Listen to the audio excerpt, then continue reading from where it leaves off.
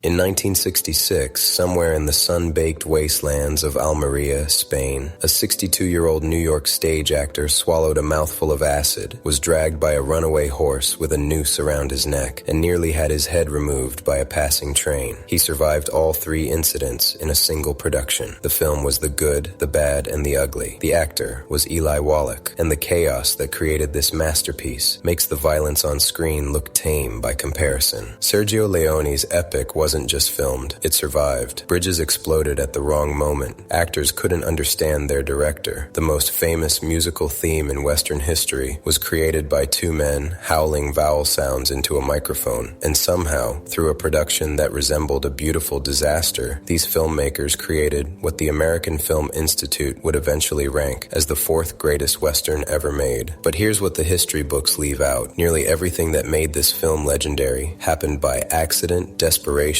or sheer luck. The stories behind the cameras are wilder than anything Tuco ever pulled off on screen. These are the 15 weird facts about the good, the bad, and the ugly that you never knew. Fact 1. Eli Wallach cheated death 3 times in one production. Most actors worry about bad reviews. Eli Wallach had to worry about surviving until the next scene. The first brush came quietly, between takes. A film technician had been using acid to weaken prop bags filled with fake gold coins. The bags needed to split dramatically when struck with a shovel during the treasure hunting sequence. This acid had been poured into a lemon soda bottle, identical to the one Wallach was drinking from on set. Nobody warned him. Nobody labeled the bottles. When Wallach grabbed what he assumed was his refreshment, he took a full gulp of corrosive liquid. Only immediate medical intervention saved his throat and stomach from catastrophic damage. He was back filming within hours, his mouth blistered and raw. The second incident involved a horse, a noose, and a mile of desert. During a hanging scene, the blank gunshot that was supposed to sever Tuco's rope instead spooked the horse beneath Wallach. The animal bolted with Wallach's hands still bound behind his back and a rope still around his neck. He was dragged across the Spanish terrain,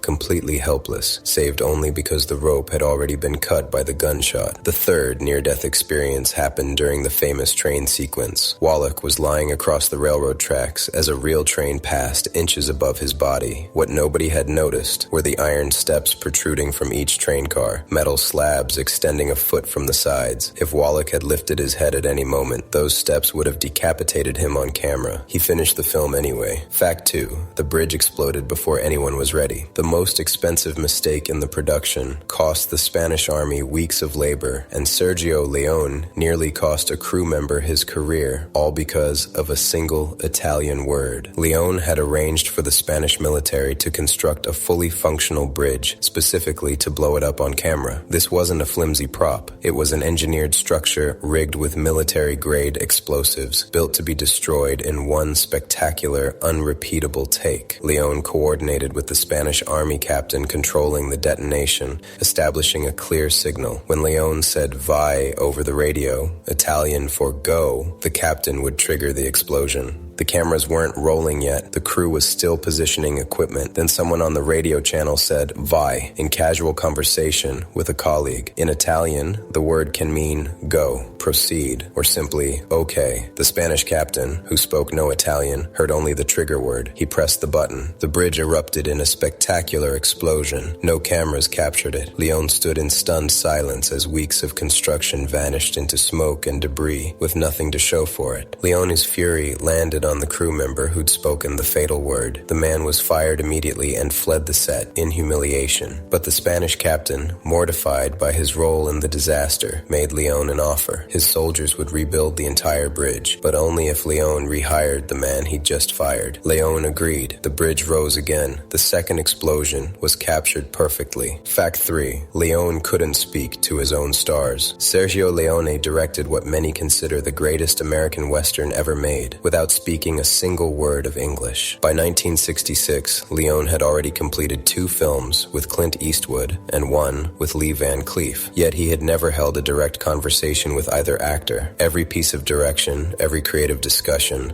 every on-set adjustment had to pass through translators who converted Leone's Italian into English and relayed responses back. This made the filmmaking process enormously complicated, with nuance and spontaneity often lost in translation. Eastwood later described the experience as frustrating, receiving direction through a third party, never quite sure if Leone's intentions were being accurately conveyed. Van Cleef, similarly, worked in a kind of professional isolation, performing his role based on translated instructions rather than direct collaboration with his director. Only Eli Wallach broke through. The Brooklyn-born actor had learned French during his education in military service, and though he admitted his French was imperfect, it was enough to communicate directly with Leone, who was fluent in the language from his Italian schooling. This linguistic connection transformed their working relationship. Wallach and Leone could discuss character motivation, debate scene interpretations, share jokes, and argue about creative choices without intermediaries. Leone could explain exactly what he wanted from Tuco, the desperation, the humor, the humanity, in ways he simply couldn't with Eastwood or Van Cleef. Many film scholars believe this direct communication is why Tuco became such a richly developed character, often stealing scenes from the more stoic leads. Leone could pour his vision directly into Wallach's performance in ways the language barrier prevented with his other stars. Fact 4. The title you know is wrong. The famous title that's been printed on posters, spoken in conversations,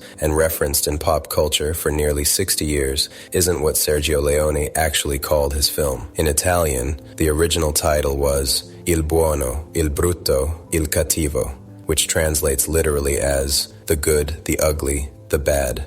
Notice the order. Ugly comes before bad. This arrangement matched how Leone conceived his three archetypal characters and their relationship to each other. When United Artists prepared the American release, executives decided the literal translation sounded awkward to English-speaking ears. The good, the bad, and the ugly had a more natural rhythm, they argued, and would be easier for audiences to remember. The marketing department's preference overruled the director's original vision. The confusion extended beyond word order. During the American promotional campaign, the characters were actually mislabeled. Early trailers identified Angel Eyes as the ugly and Tuco as the bad, the exact opposite of their designations in the finished film. Even the distributors couldn't keep straight which character was supposed to represent which moral category. The studio also considered alternative titles entirely. River of Dollars was proposed to connect the film with Leone's previous entries. The Man with No Name was discussed to capitalize on Eastwood's mysterious persona. Either choice would have completely altered how generations of viewers thought about and discussed the film. What we call this masterpiece today was essentially a marketing decision made by American executives who thought they knew better than the Italian director. Leone's original ordering, placing the ugly between good and bad, suggested something more complex about human nature. The American version simplified it into a neat moral spectrum. Fact 5. The famous Coyote. Howl is two men singing Vowels, the haunting sound that opens the good, the bad, and the ugly, that lonely, animalistic cry that instantly evokes the American frontier, wasn't produced by any coyote, any instrument, or any audio recording of wildlife. It was two men in a recording studio singing vowel sounds. Ennio Morricone wanted to capture what he called the idea of animal violence in the Wild West through music. A coyote's call seemed perfect, primal, lonely, dangerous, but rather than use a field recording or attempt instrumental imitation, Morricone devised something entirely new. He brought two male singers into the studio and instructed them to sing simultaneously. One sustained the vowel A, while the other held the vowel E. Both used falsetto voices in a register somewhere between a forced cry and a breathy wail. When layered together, these human vowel sounds created an uncanny approximation of a coyote's howl, eerie, otherworldly, and utterly convincing. Morricone later explained his technique in his autobiography, describing how the overlapping vowels produced an effect that fooled virtually everyone who heard it. Audiences assumed they were hearing either an actual animal or some exotic instrument they couldn't identify. The truth, that it was simply two human voices making primitive sounds, seemed too simple to believe. This vocal technique became one of the most imitated sounds in cinema history. Countless films, commercials, and television shows have attempted to recreate Morricone's coyote call, usually by trying to find the right synthesizer or sound effect. Most never realized the original was created with nothing more than human breath shaped into vowels. The simplicity of the method makes its effectiveness even more remarkable. Morricone achieved sonic immortality with two singers and two letters of the alphabet. Fact 6. A 1960 1960s automobile drives through the Civil War. One of cinema's most famous continuity errors appears during the most carefully orchestrated sequence in The Good, the Bad, and the Ugly, and most viewers have watched the film dozens of times without ever noticing it. During the climactic cemetery standoff, as Leone's camera captures the three gunfighters in their legendary three-way confrontation, a modern automobile casually drives through the background. The car appears on the right side of the frame, visible behind Tuco's head, during one of the sequence's many carefully composed shots. In a scene set during the American Civil War of the 1860s, a 20th century vehicle rolls past as if running errands. The mistake occurred because the massive cemetery set was constructed in a location where modern Spanish roads remained accessible to regular traffic. Leone's production didn't have complete control over the surrounding area, and civilian vehicles occasionally wandered into frame during the extended shooting schedule. Leone was famous for his elaborate long takes and intricate camera movements, particularly during tension-building sequences. Stopping production to reshoot because of a passing car would have been expensive and time-consuming. Whether Leone noticed the car during filming or only discovered it during editing remains unclear, but the decision was made to keep the take rather than sacrifice an otherwise perfect shot. The anachronism has since become a beloved Easter egg among film enthusiasts, proof that even masterpieces contain imperfections. Modern viewers sometimes organize viewing parties specifically to spot the car, treating it as a kind of cinematic scavenger hunt. What makes the error fascinating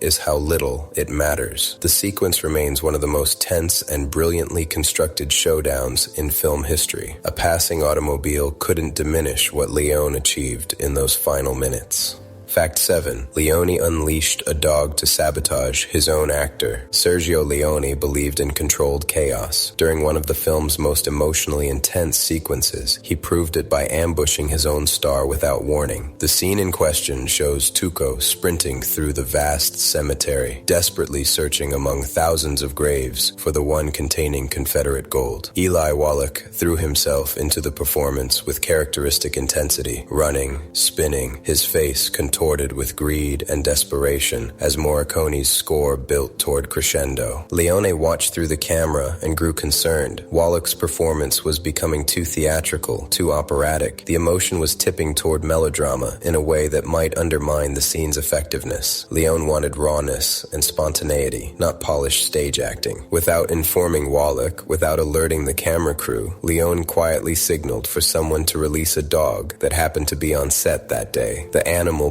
bounded into the shot just as Wallach was running at full speed, completely disrupting the rhythm of his performance. Wallach's reaction, the surprise, the momentary confusion, the break in his theatrical intensity was entirely genuine. He had no idea the dog was coming. His performance instantly became more grounded, more human, more real. Leone kept the take. When viewers watch the cemetery sequence today, they can see the dog appear at the beginning of Tuco's frantic search, a seemingly random element that actually represents a calculated directorial intervention. The animal's unexpected presence prevented Wallach from becoming too serious, injecting unpredictable life into what might otherwise have been an overwrought scene. It was classic Leone, manufacturing authenticity through ambush, treating his actors as instruments to be played rather than collaborators to be consulted. Fact 8. Eastwood threatened to walk over shrinking screen time. Clint Eastwood nearly abandoned the role that would define his career because he saw himself disappearing from his own franchise. When Eastwood read the script for The Good, the Bad, and the Ugly, he noticed an alarming pattern. In A Fistful of Dollars, his man with no name had been the undisputed center of the story, a lone gunfighter carrying the entire narrative. And for a few dollars more, he'd shared the spotlight with Lee Van Cleef, but remained clearly essential. Now in the third film, he was being asked to split screen time 3 ways, with Eli Wallach's Tuco receiving the most dialogue, the most humor, and arguably the most compelling character arc. Eastwood's frustration boiled over during negotiations. He reportedly told Leone, "In the first film, I was alone. In the second, we were 2. Here we are 3. If it goes on this way, in the next one, I will be starring with the American cavalry." The sarcasm masked genuine concern. Eastwood was building a career as a leading man, and he worried that Leone's expanding ensemble approach would diminish his marketability. While While Tuco got colorful monologues and comedic moments, Blondie remained the strong, silent type, iconic perhaps, but potentially forgettable, next to Wallach's scene-stealing performance. Negotiations grew tense. Eastwood's representatives argued for more prominent billing, more dialogue, more narrative importance. Leone, who couldn't even communicate directly with his star, struggled to convey his vision through intermediaries. The production nearly collapsed over these disputes. Only considerable effort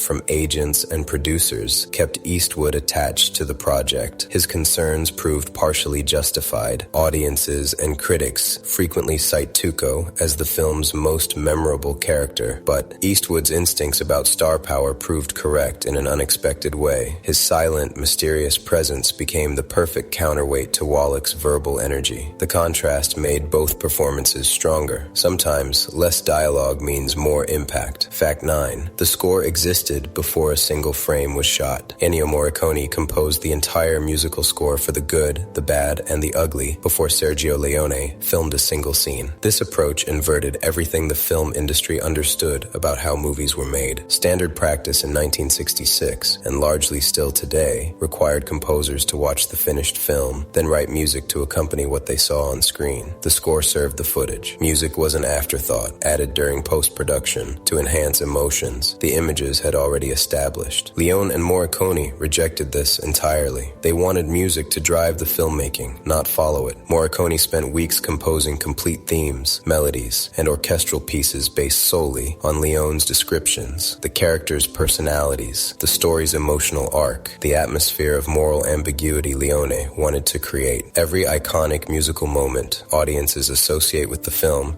existed as a finished recording before actors ever stepped on set. Then Leone did something unprecedented. He brought portable music players to the Spanish locations and played Morricone's completed tracks while cameras rolled. Actors performed their scenes while hearing exactly what audiences would eventually hear. They could time their expressions, their movements, their pauses to match the musical rhythms surrounding them. Leone choreographed his camera movements to Morricone's compositions rather than the reverse. The famous cemetery standoff, with its extreme close-ups cycling between the three gunfighters as tension builds, was edited to synchronize precisely with the score's crescendos and silences. Music and image became inseparable, each created to serve the other. This technique transformed how filmmakers thought about the relationship between sound and picture. Morricone's music doesn't accompany the good, the bad, and the ugly. It inhabits it. Fact 10. The film's most quoted line was never written. When you have to shoot, shoot, don't talk. This line has been quoted in countless films, referenced in pop culture for decades, and consistently ranks among the most memorable pieces of dialogue in Western history. It appears on t-shirts, in video games, and across internet memes. No screenwriter wrote it. The scene takes place in a hotel room where Tuco relaxes in a bathtub, seemingly vulnerable and unarmed. A one-armed bounty hunter appears, a man who lost his limb in a previous encounter with Tuco and has spent months training to shoot accurately with his remaining hand. The bounty hunter begins a lengthy speech about revenge, about patience, about how he's learned to compensate for his disability. The script called for a conventional confrontation. Eli Wallach had other ideas. When cameras rolled, Wallach reached beneath the bathwater where Tuco had hidden a pistol, shot the bounty hunter dead without ceremony, and delivered his improvised line while still sitting in the tub. The timing was perfect. The philosophy was pure Tuco, a man with no patience for dramatic speeches when direct action solves problems faster. The crew burst out laughing. This was unusual on Leone's serious, meticulously controlled sets, but the moment was so perfectly in character, so unexpectedly brilliant, that even the disciplined Italian crew couldn't contain themselves. Leone recognized immediately what Wallach had created. The improvised line captured everything essential about Tuco's survival philosophy in a single sentence. It stayed in the film without modification. Decades later, Wallach's spontaneous contribution remains more famous than any scripted dialogue in the entire trilogy. Fact 11. 3 instruments tell you who's on screen. Ennio Morricone embedded a musical code into the good, the bad, and the ugly that most audiences absorb unconsciously without ever recognizing the technique. The famous 2-note theme that defines the film, those iconic ascending notes that everyone can hum, is actually played 3 different ways throughout the score. Same melody, different instruments. Each instrument represents a specific specific character, telling audiences who they're watching even before consciously processing the information. When Clint Eastwood's Blondie appears, the theme plays on a flute. The sound is smooth, controlled, somewhat detached, mirroring Blondie's calm and calculating personality. He's the good, not because he's moral, but because he's reliable and methodical. The flute's clear, steady tone reflects this. For Lee Van Cleef's Angel Eyes, Morricone chose an ocarina, a small, egg-shaped wind instrument that produces hollow, haunting tones. This gave the familiar melody a cold, menacing quality whenever the villain appeared. The ocarina's eerie sound made Angel Eyes feel threatening before he spoke or acted. Tuco's theme was the most innovative choice. Human voices instead of instruments. Singers performed his version of the melody, reflecting his talkative, emotional, deeply human nature. He was the most expressive of the three characters. Funny, desperate, sympathetic, dangerous. So his musical representation came from the most human instrument possible. Morricone later explained that this technique conveyed his belief that all three characters were fundamentally the same person, expressing different aspects of human nature through their circumstances. Same melody, different expressions, same basic drives, different moral choices. Most viewers never consciously notice the instrumental changes, but their brains register them, associating each sound with each character on a level below conscious awareness. Fact 12. The third film is actually the first story. The Good, the Bad, and the Ugly was released as the final chapter of Leone's Dollars trilogy, following A Fistful of Dollars and For a Few Dollars More. But the story it tells actually happens before either of those films. Leone embedded this chronological twist into the movie's final moments. After the cemetery showdown, Eastwood's character takes a poncho from one of the dead men and puts it on, the same distinctive poncho he wears throughout the previous two films. This is the origin story of his iconic costume. We're watching the moment his visual identity was born. The Civil War setting provides additional chronological evidence. The Good, the Bad, and the Ugly takes place during the conflict's final years, roughly 1862 to 1864. The frontier towns depicted in the earlier films appear more settled and developed, suggesting later time periods when westward expansion had progressed further. Other subtle details support the prequel interpretation. Eastwood's character seems younger, less hardened, more capable of forming partnerships than the completely isolated drifter seen in A Fistful of Dollars. His willingness to work with Tuco, however contentiously, suggests he hasn't yet become the lone wolf of the first film. Leone planned this chronological reversal deliberately. He wanted audiences who had followed Eastwood through two previous adventures to understand where that mysterious stranger came from. The trilogy, watched in release order, moves backward through time, showing us a legend, then revealing his origins. This storytelling structure influenced countless later filmmakers who recognized the power of revealing beginnings after audiences already knew the endings.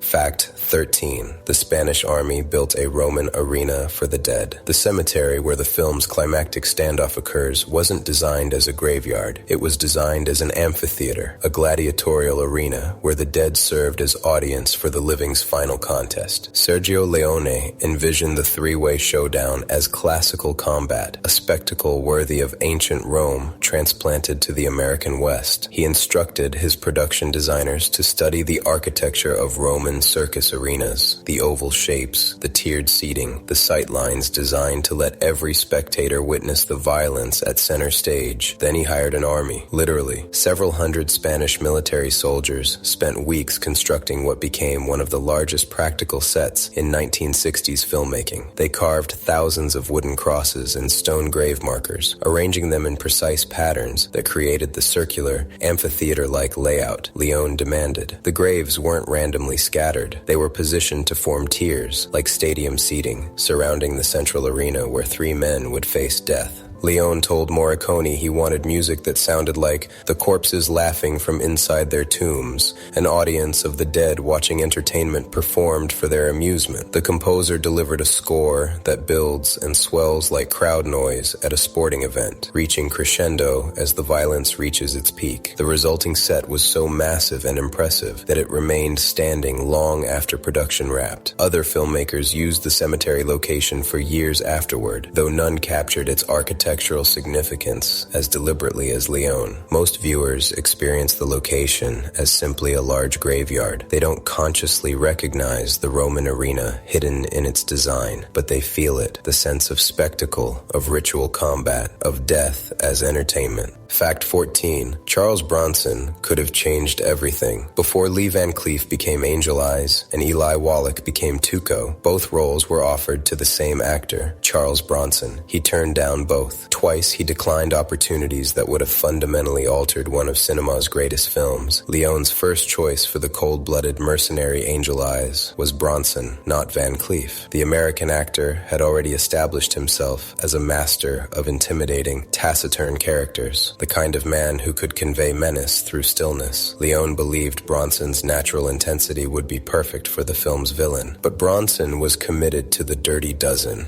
Robert Aldrich's World War II ensemble film shooting on a conflicting schedule. Contract obligations made accepting Leone's offer impossible. Leone then approached Bronson about playing Tuco instead. This would have required a dramatic departure from Bronson's established screen persona, trading stoic toughness for manic energy, trading silence for constant talking. Whether Bronson declined because of scheduling conflicts or because the role didn't suit his talents remains unclear. Either way, he passed again. The casting what-ifs are fascinating to consider. Bronson's granite presence would have created a completely different Angel Eyes, perhaps more physically threatening, less psychologically unsettling than Van Cleef's reptilian performance. His Tuco would have been almost unrecognizable, a quiet, brooding bandit instead of Wallach's motor-mouth survivor. Leone eventually cast Van Cleef based on their successful collaboration and for a few dollars more. Wallach came recommended by Leone's wife, who remembered his stage work. Bronson would eventually work with Leone on Once Upon a Time in the West, playing the mysterious harmonica. But the good, the bad, and the ugly belongs to Van Cleef and Wallach because one actor was too busy to accept either role that would have made him legendary. Fact 15. A cover version nearly topped the charts. In 1968, 2 years after The Good, the Bad, and the Ugly's release, American orchestra leader Hugo Montenegro recorded his own version of Morricone's theme. It climbed to number 2 on the Billboard Hot 100, proving that spaghetti western music could compete with rock and roll on mainstream radio. Montenegro was an established Hollywood composer who recognized Morricone's genius before American audiences fully appreciated it. His cover added contemporary flourishes, most notably a Moog synthesizer, still an exotic novelty instrument in 1968.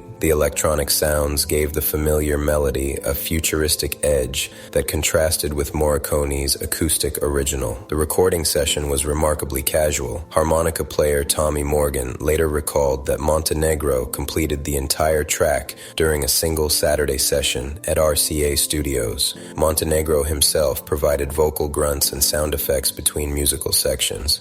The opening Coyote Howl was recreated using an ocarina played by session musician Art Smith. Montenegro's version spent weeks in the top 10, blocked from the number 1 position by another movie song, Simon and Garfunkel's Mrs. Robinson from The Graduate. For several weeks in 1968, the 2 biggest songs in America were both film themes, an unusual situation that demonstrated how movie music was becoming a dominant force in popular culture. The chart success introduced Morricone's compositions to millions of listeners who might never have watched an Italian Western. Radio airplay transformed a cult film score into mainstream Americana. Montenegro's cover became a gateway drug, leading curious listeners back to the original soundtrack and eventually to the film itself. Morricone would eventually win 2 Academy Awards and compose over 500 film scores. But for many Americans, their first encounter with his genius came through another musician's interpretation, played on Top 40 radio. 15 facts, 15 windows into a production that should have been a disaster and instead became immortal. Eli Wallach should have died 3 times. The bridge exploded without cameras rolling. The director couldn't speak to his stars. A car drove through the Civil War, and somehow, through chaos and miscommunication and near-fatal accidents, these filmmakers created something that transcends its origins. Sergio Leone made The Good, the Bad, and the Ugly when he was 37 years old. He would spend the rest of his career trying to escape it. He made only 4 more films over the next 23 years, each one an attempt to prove he was more than a Western director. Once Upon a Time in America, his gangster gangster epic was his final completed work, released in 1984, then butchered by American distributors who cut nearly an hour from his vision. Leone died in 1989 at age 60 from a heart attack while preparing to direct a World War II film about the siege of Leningrad. He never made it. Whatever secrets he carried about the production in Spain, the stories he never told, the chaos he never explained, went with him. Here's what haunts me. Leone created the definitive Western, the film against which all others are measured, and then spent 2 decades running from it. He wanted to be remembered for more. He wanted to prove the desert wasn't his only landscape. But when people say his name, they don't think of gangsters or Leningrad. They think of 3 men standing in a cemetery, staring each other down while coyotes howl on the soundtrack. Was that his triumph? Or his prison? If this story pulled you in, drop a comment telling me which fact surprised you most. Like this video if you want more stories about the chaos behind cinema's greatest moments. And subscribe because every legendary film has secrets, and we're just getting started uncovering them. The good, the bad, and the ugly aren't just characters. They're the 3 forces that create every film ever made, and sometimes the ugly parts make the best stories.